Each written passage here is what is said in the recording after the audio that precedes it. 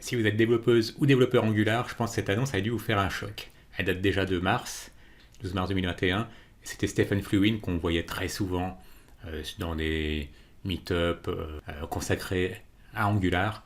Et il présentait, je crois, une nouveauté d'Angular et de manière très pédagogique, c'était vraiment excellent. Donc, le voir partir, ça m'avait déjà fait un choc. Bon, si vous voulez un choc encore plus gros, étrangement, je l'avais pas vu passer dans toutes les newsletters que j'épluche toutes les semaines, c'est que le 4 mai, c'est carrément le père d'Angular, Miško Evry, qui est parti à son tour. Alors, qu'est-ce qu'il est parti faire? Bon, comme il annonçait dans ce tweet, eh bien, il est parti. Alors, il n'est pas parti changer de t-shirt parce que vous voyez qu'il y a toujours le logo d'Angular sur son t-shirt. Il est parti se consacrer à un nouveau framework qui s'appelle Quick. Et on va voir pourquoi, après plus de 15 années chez Google, dont une bonne partie consacrée à Angular, pourquoi Miško Evry est parti se consacrer à un nouveau framework qui s'appelle Quick. Bienvenue sur Code Concept, la chaîne qui booste votre progression en JavaScript front, back et full stack. Abonnez-vous pour être sûr de ne rater aucune vidéo. Alors la promesse de Quick, c'est de réussir à attaquer l'un des énormes inconvénients qu'il y a aujourd'hui, malgré tout ce qui est server-side rendering, les e-loading et tout ce qu'on veut, d'attaquer l'un des points faibles majeurs qu'il y a notamment sur les sites de e-commerce, c'est le time to interactive. C'est la durée qui s'écoule entre le moment où vous avez tapé l'URL d'un site dans votre navigateur et le moment où vous pouvez commencer enfin à interagir avec ce site. Et le problème, c'est que des sites de e-commerce, par exemple, comme Amazon, c'est tout de suite à peu près 3 mégaoctets de données qui doivent attendre de vous arriver dessus et dont une bonne partie, c'est du JavaScript. Donc JavaScript, après, il faut le parser, l'exécuter, etc. C'est très long, ça bouffe de la bande passante pour récupérer ce 3 mégas, ça bouffe du temps au processeur ensuite pour parser, exécuter ce code. Donc c'est un gros problème. Donc finalement, maintenant l'objectif de Miško Evry, après avoir mis en place un framework qui inclut vraiment tout, finalement, c'est pour ça qu'il est plus dur à prendre, notamment son grand concurrent React, c'est qu'avec Angular, tout est fourni. Quand vous voulez passer à de l'internationalisation, eh bien c'est déjà compris dans Angular. Quand vous voulez passer, faire des tests, tout est déjà monté. Il y a même un framework de test dédié, puisque Miško Evry a aussi participé à la création de Karma. Et donc, voilà, au bout d'un moment, il s'est dit, être sur Angular, c'était génial. Parce que, voilà, vous êtes sur un projet qui est utilisé par des millions de personnes, mais d'un autre côté, on a bien vu ce qui s'est passé lors du passage d'Angular JS Angular tout court. Ça a été un traumatisme, tout simplement, parce que quand vous êtes tout seul à créer votre petit produit, un matin, vous pouvez vous réveiller, vous dire, allez, je casse tout et je change tout parce que je me rends compte que telle solution qui a été adoptée, elle me coince à un moment donné. Et avec quand vous avez du succès, c'est plus possible. Quand des millions de personnes utilisent votre produit, faut y aller mollo avant de changer des choses de fond en comble, comme l'avait fait Angular en passant d'AngularJS à Angular tout court. D'où Quick. Quick, alors là, pour faire cool, il faut toujours prendre un mot qui existe. C'est comme les marques finalement de produits de consommation courante. Vous prenez le mot quick qui veut dire vite en anglais, puis vous changez l'orthographe, ça donne quick avec un W et ce logo. Donc voilà, en gros, cette petite capture d'écran que je vous ai faite d'un article, donc je vous mettrai en lien, qui est en 3 parties. Là, finalement, tous les frameworks, c'est le point de réflexion des créateurs de Quick.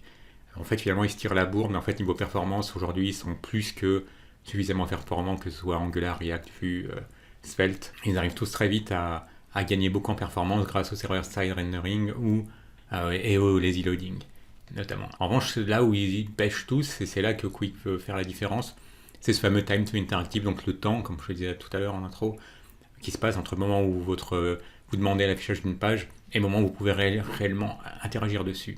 Et donc, Quick, ils ont clairement dans le collimateur les sites de e-commerce, parce que pour un site de e-commerce, s'il se passe un certain temps, les utilisateurs ils auront tendance à passer sur un autre site de e-commerce s'ils cherchent quelque chose qui peut se trouver ailleurs.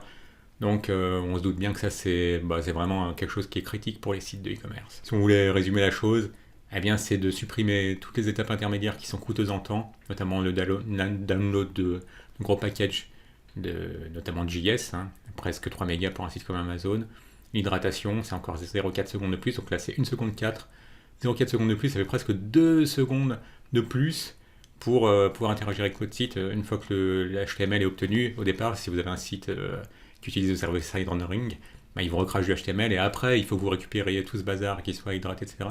Donc ça fait 2 secondes de plus. Donc 0,2 secondes c'est excellent, mais auquel s'ajoute 2 secondes, ce qui est pas terrible. La promesse de Quick, c'est de s'en tenir à ces 0,2 secondes. 0,2 secondes pour récupérer HTML et basta. Et comment est-ce qu'ils veulent faire ça? Eh bien, Michko Evry, toujours avec son t-shirt Angular, bon, ça me fait délirer que le gars est parti d'Angular et il continue à garder sa photo de profil avec son t-shirt Angular. Eh bien, comment est-ce qu'il veut faire ça, Michko Evry? Tout simplement en faisant du HTML first. C'est la même approche radicale qu'a eu Svelte, donc Rich Harris avec Svelte, pour changer les choses et rendre Svelte plus performant. Rich Harris avait décidé d'ajouter une phase de compilation pour vraiment se débarrasser de tout ce qui était extérieur au site que vous devez rendre.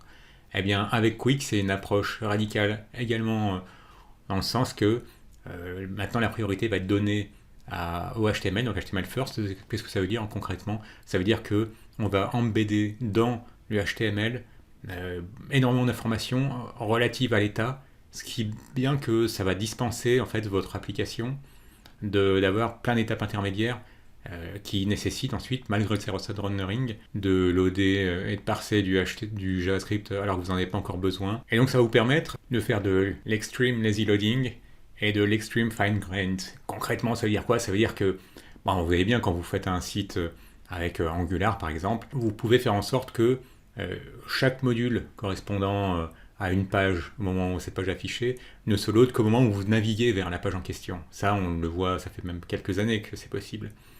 Eh bien, avec Qwik, ce qui va être possible, ce sera carrément de ne lazy loader des choses que au moment où elles apparaissent sur la page. C'est-à-dire que si vous avez une page et que pour l'instant vous affichez que cette partie de la page et que vous commencez à scroller, vous allez lazy loader des choses au moment où elles seront visibles uniquement, donc au niveau du viewport.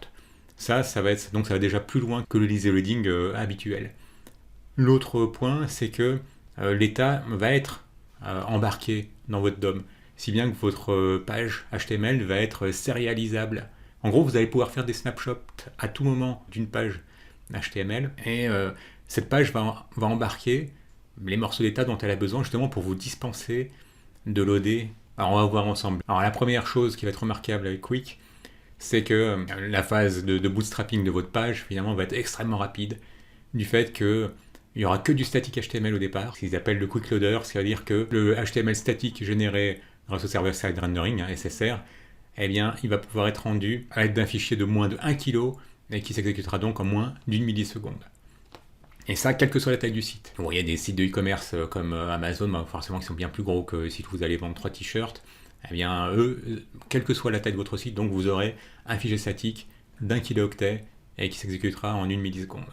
L'autre chose importante sur laquelle veut s'appuyer Qwik, c'est le fait de retarder le plus possible la création d'event listener. Et c'est ce qui fait que ce soit avec Angular, React ou Vue, même les sites qui bénéficient du lazy loading et du server-side rendering, finalement, ils ont un problème, c'est qu'une fois que votre page est rendue, il faut bien attacher les différents event listeners sur le template, et c'est à ce moment-là que vous êtes obligé de faire un gros travail de récupération de code JavaScript associé, de réhydrater la page.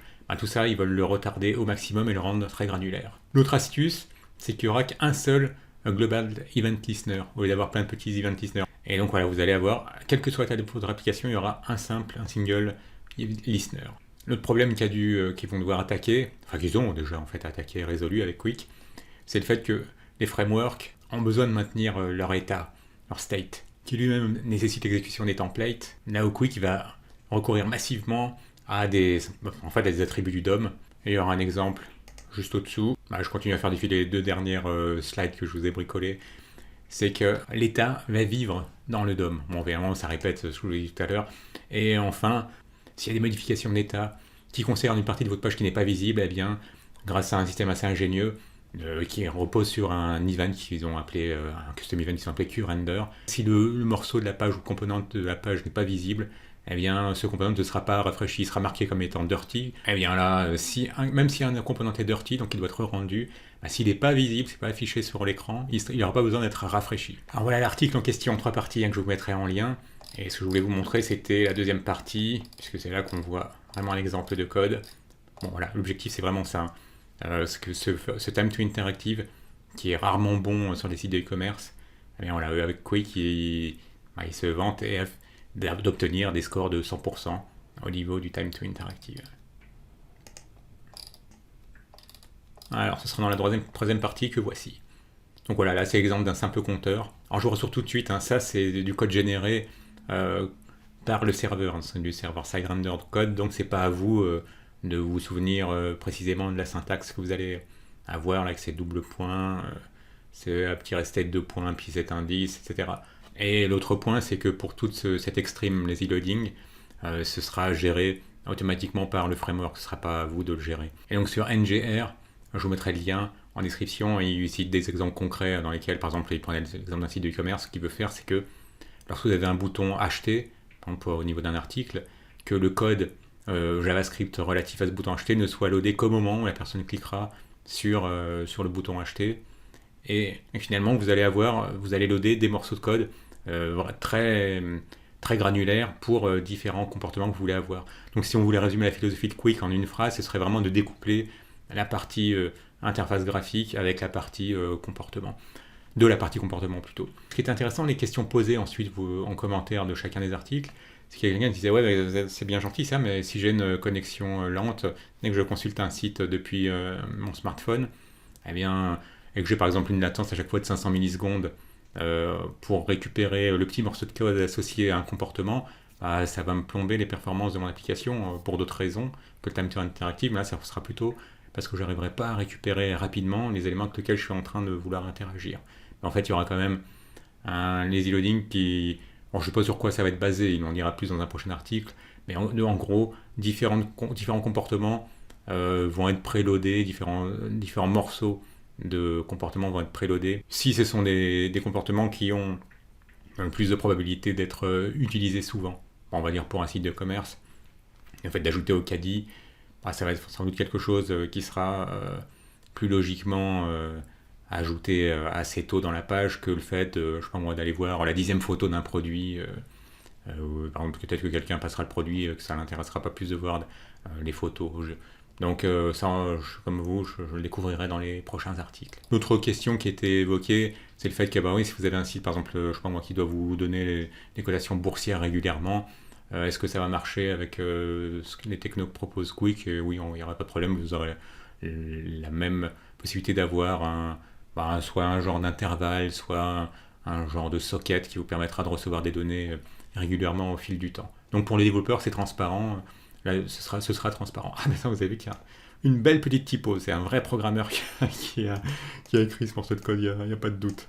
Donc si on regarde, la chose va assez loin. Vous voyez que ce AppState, il pointe vers du code, mais qui aura besoin d'être exécuté que si l'état change. Et donc si l'état ne change pas, bon là on est dans le cas d'un compteur, si la personne ne clique ni sur incrémenter ni sur décrémenter, eh bien le code associé n'aura pas besoin d'être téléchargé. Alors celui-ci, bon moi ce que j'en conclus, c'est qu'à l'état où ce snapshot a été pris, l'état du compteur doit être de 321. C'est pas dit clairement, bon, on voit que c'est un objet qui a une propriété count et dont la valeur est 321, donc j'imagine que c'est l'état du compteur, ça aurait été bien qu'il le précise. Et là en revanche, ça vous indique que cette instance de l'application ici, elle a cet indice de 1234. C'est perturbant parce que 1234, ça fait une suite numérique. Et donc ça ressemble pas à un unique ID. C'est trop régulier. Mais bon, ça me perturbe peut-être inutilement. Donc je ne veux pas vous laisser mes perturbations vous influencer. Donc voilà, ça pointe vers une instance de l'application qui vous permet, lorsque vous sérialisez et désérialisez, de savoir que vous êtes parti de cette instance de l'application. Là, vous avez un attribut. Donc vous avez vu, c'est farci d'attributs. Moi, je m'attendais à ce qu'il y a du data tiré. Comme ça, on aurait eu nos fameux habituels datasets propres au HTML. Mais non, en fait, je m'attendais à voir ça, du data tirer quelque chose à dire quelque chose. Mais non, ce sera des attributs qui auront cette forme. Alors là, ce template, il permet de pointer vers le template qui doit être rendu. Et ce template, eh bien, il a besoin d'être récupéré que si l'état a changé. Donc, est-ce que ça correspondrait? Ça, c'est la seule chose, c'est le seul point un peu obscur que je trouve. Est-ce que le template, ça correspondrait à tout ce morceau, à ce fragment-là?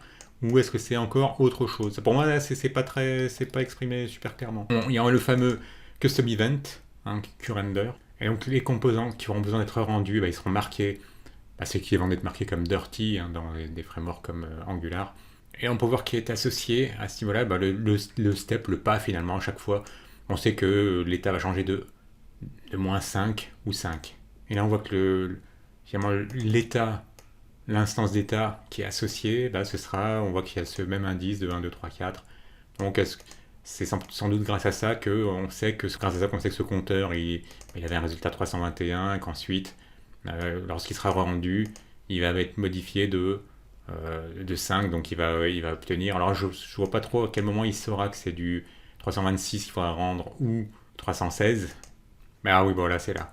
C'est-à-dire qu'en fonction du bouton sur lequel on aura cliqué, on saura que le comportement qu'il faudra exécuter, c'est celui qui incrémente ou celui qui décrémente. Voilà, et donc vraiment c'est ça le point important. Contrairement au server-side rendering habituel, c'est que les composants sont plus amnésiques. Ils ont tous les éléments propres à l'état qui doivent être rendus. Ils disposent de toutes les données qui leur permettent de reconstruire l'état qu'ils avaient à un instant T. Donc voilà, il n'y a plus d'amnésie, si on peut dire, une composante comme c'est le cas avec le server-side rendering. Ah d'accord, là c'est pour l'état partagé par différents composants. Bon, voilà, ça vous montre en gros la tête que ça va avoir. C'est-à-dire, si on résume simplement que l'état de l'application est porté par le DOM avec Quick. Ce qui est vraiment important de garder à l'esprit, c'est que l'objectif de Quick, c'est de virer la partie où on télécharge énormément et la partie où on l'hydrate pour ne conserver que la partie où on récupère du HTML. Et boum, on a tout de suite la possibilité, en tant qu'utilisateur, d'interagir avec l'application.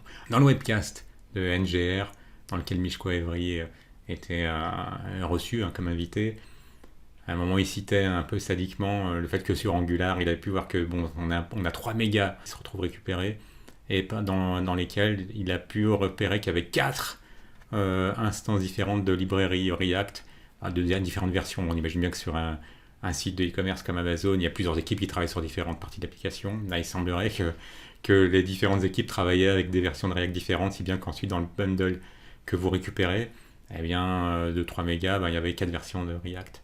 Donc voilà, ce genre de choses n'arriverait plus avec Quick. Donc voilà, surveillez Quick. Alors, moi je viens du monde d'ASP.NET. Donc ça me rappelle beaucoup, ça m'a pas rappelé spontanément, mais c'est un commentaire qui a évoqué la chose à juste titre.